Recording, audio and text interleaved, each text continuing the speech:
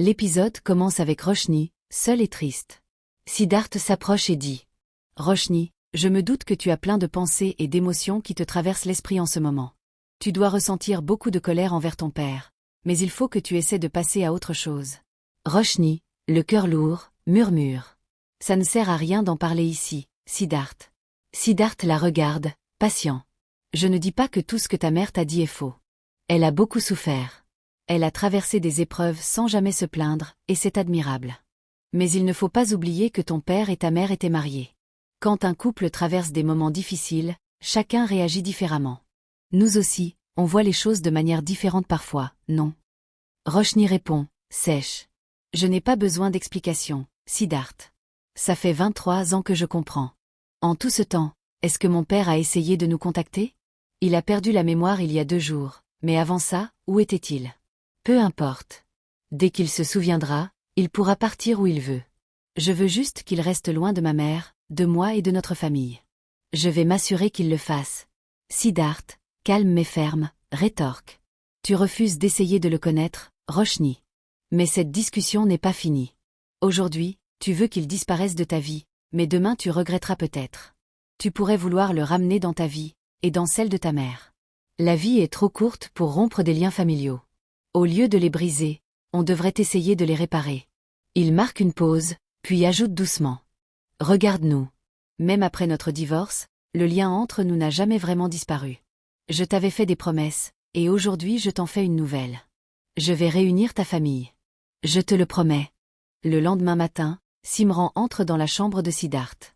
Elle remarque que le lit est déjà fait et pense qu'il est probablement parti faire son jogging avec son père. Elle sort de la chambre et croise Kurana. « Oh, où est Siddharth ? Il était avec toi pour le jogging ?» demande-t-elle. Kurana reste silencieux, se contentant de prendre un verre d'eau avant de s'éclipser. Alors que Shambhu s'apprête à partir aussi, Simran l'arrête brusquement. « Tu vas parler ou tu comptes faire comme mon mari et te taire ?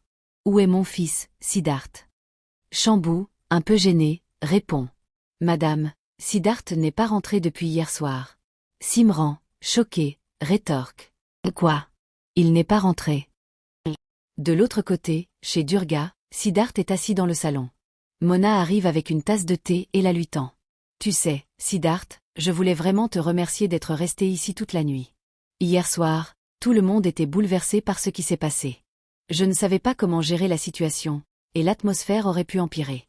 Habituellement, c'est Durga qui sait apaiser les tensions, mais là, elle est dans un tel état qu'elle s'est enfermée dans sa chambre.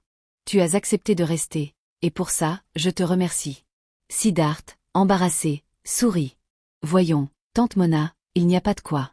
Ne me remercie pas pour ça. Je sais que Roshni et moi avons signé les papiers du divorce, mais pour moi, tout n'est pas terminé.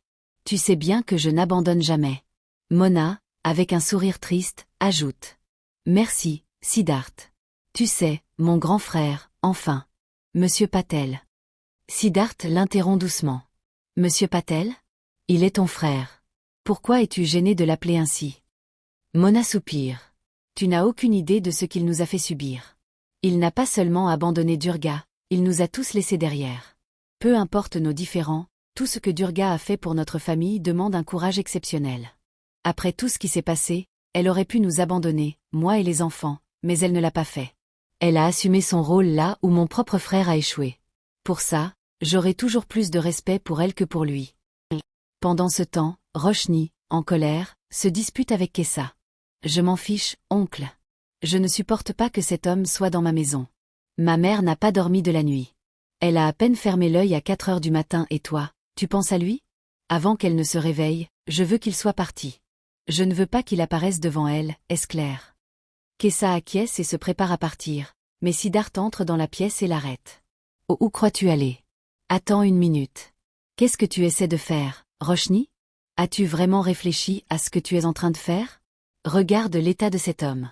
As-tu pensé à ce qui se passerait s'il se mettait à critiquer ta mère en sortant d'ici ? » Roshni, froide, réplique. « Il vaudrait mieux que tu ne t'en mêles pas, Siddharth. Tu penses vraiment qu'il va critiquer ma mère publiquement ?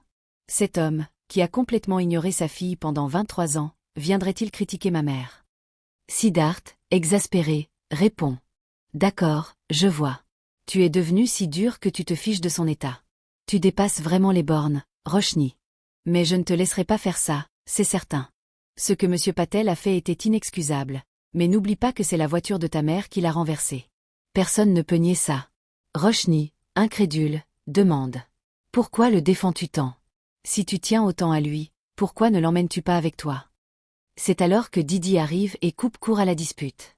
Roshni, oublie tout ça, ma fille. J'en ai assez de ces disputes. C'est du passé maintenant. Siddharth a raison. Je ne peux pas le jeter dehors comme ça. Roshni tente de protester, mais Didi la coupe à nouveau. Je n'ai pas fini. J'ai pris une décision. Il ira dans un centre de réhabilitation. Siddharth, choqué, intervient. Mais belle-maman, vous ne pouvez pas dire ça. Didi, sèche. Pourquoi pas ex-belle-maman? De toute façon, je ne m'attends pas à ce que tu comprennes les sentiments de ma famille. Roshni, qu'est-ce ça? Faites ce que vous avez à faire. Puis elle s'en va, laissant Siddharth murmurer pour lui-même. C'est incroyable. Personne n'apprécie mes efforts.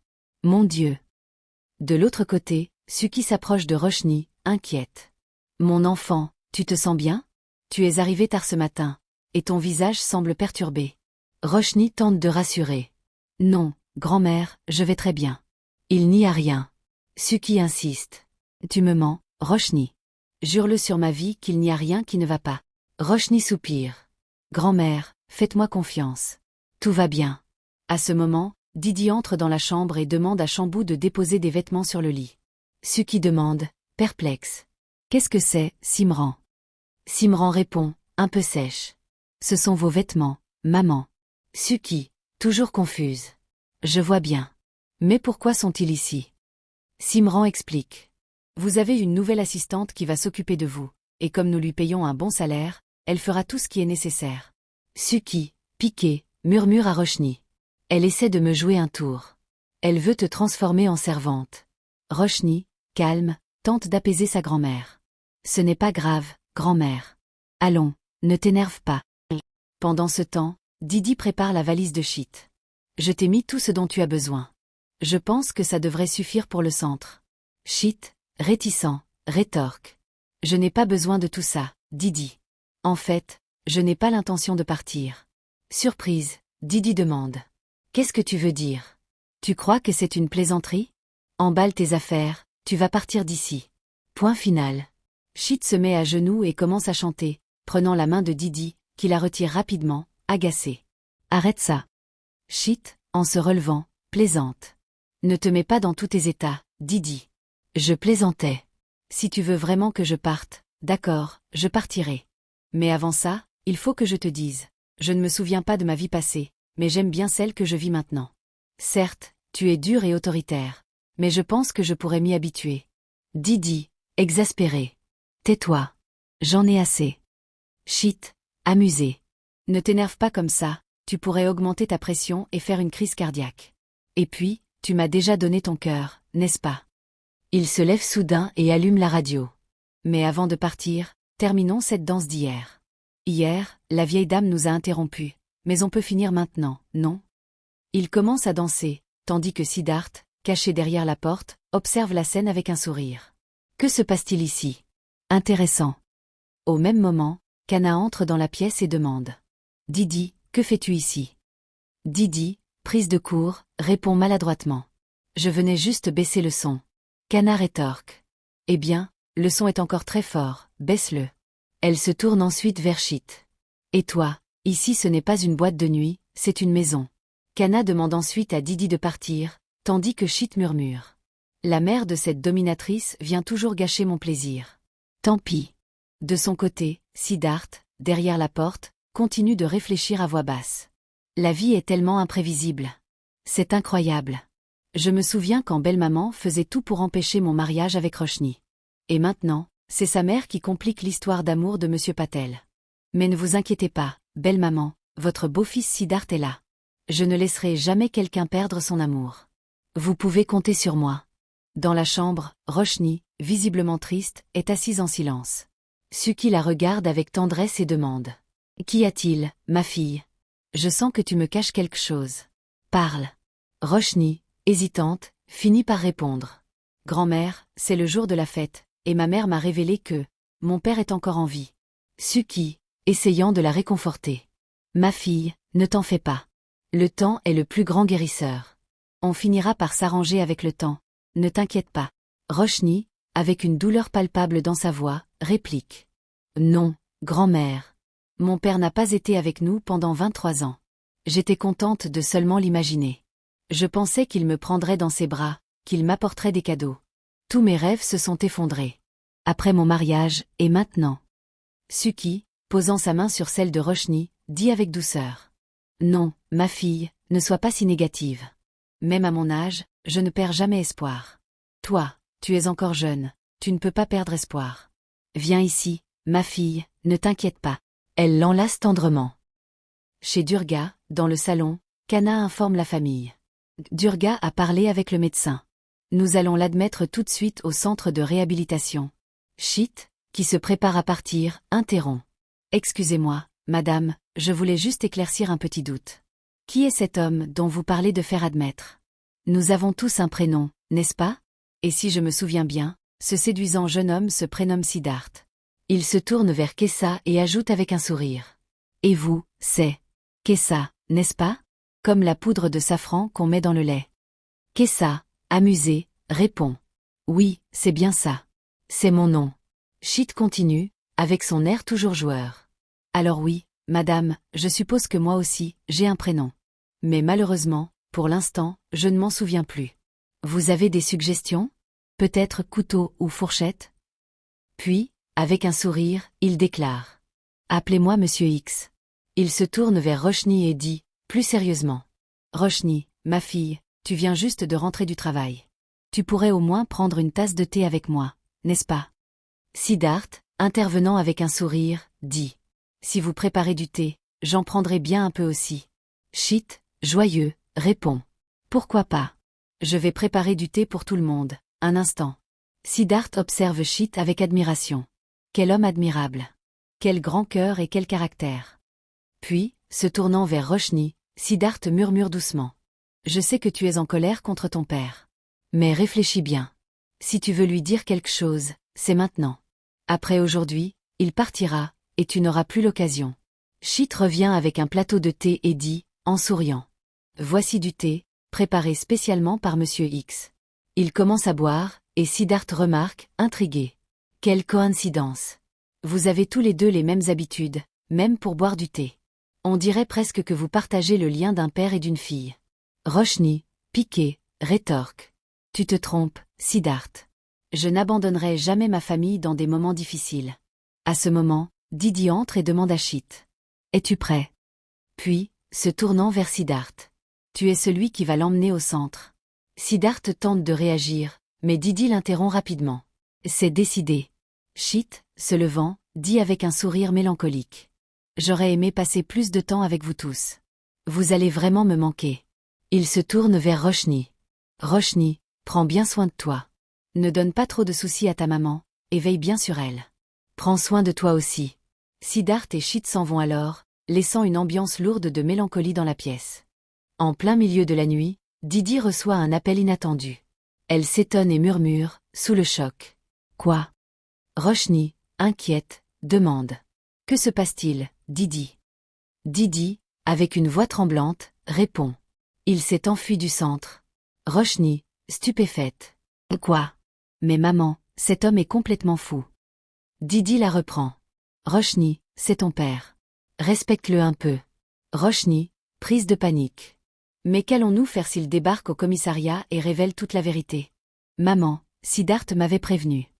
Pendant qu'elle discute dans la chambre, quelqu'un frappe à la porte. Didi se précipite vers le salon et tombe nez à nez avec Siddharth. Didi, surprise, demande. Que fais-tu ici à cette heure tardive? Siddharth, calmement. Ne soyez pas étonné.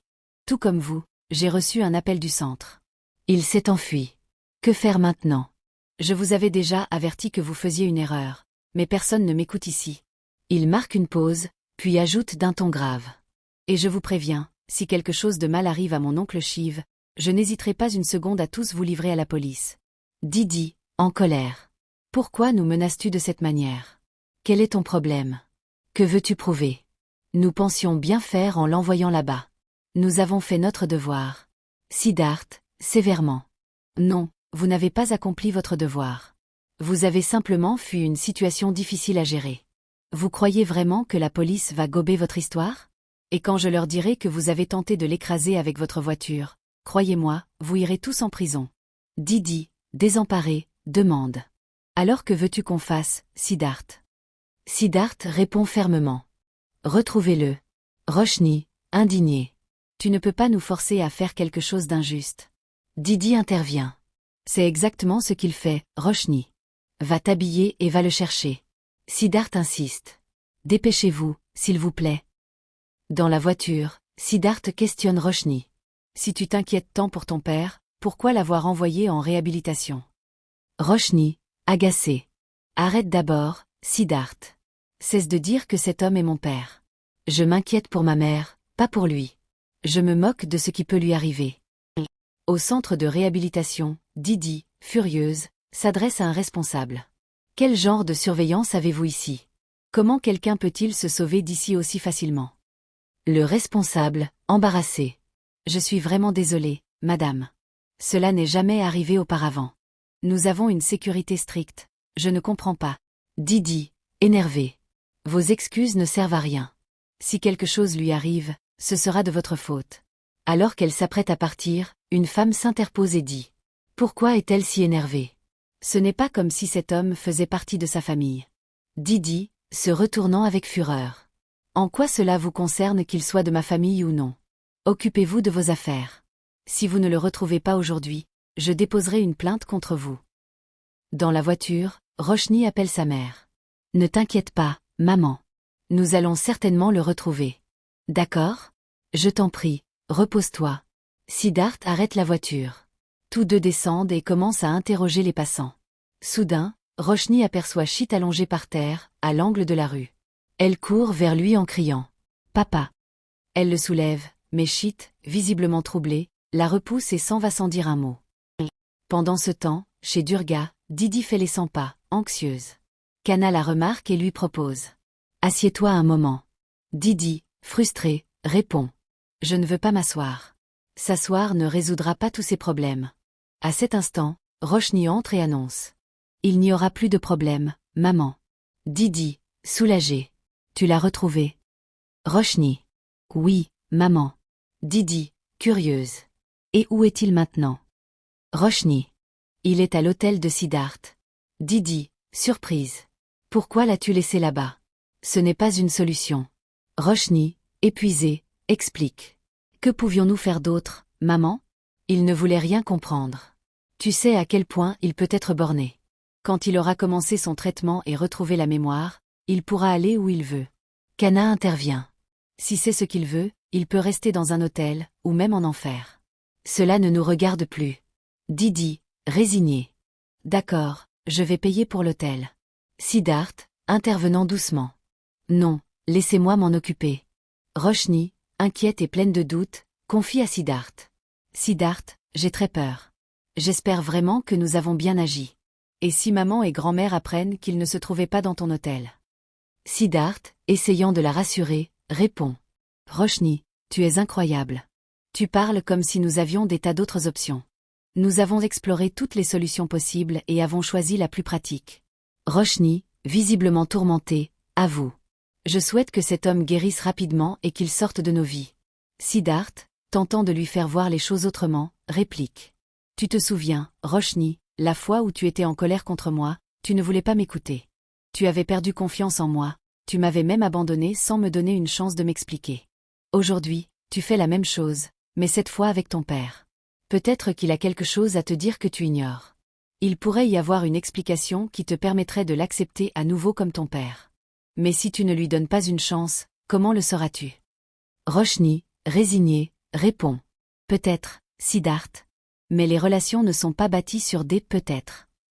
Cet homme a profondément blessé ma mère. Il ne mérite aucune chance d'être écouté. Siddharth, avec émotion. Tu crois vraiment que l'amour peut disparaître aussi facilement? Que c'est si simple de mettre fin à des relations profondes? Nous sommes divorcés, mais est-ce que notre relation est vraiment terminée?